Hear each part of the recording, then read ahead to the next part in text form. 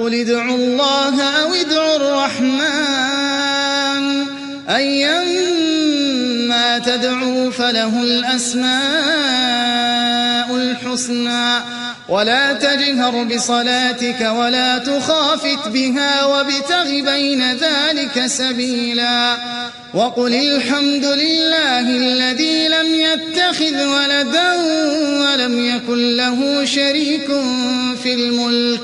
ولم يكن له ولي من الذل وكبره تكبيرا.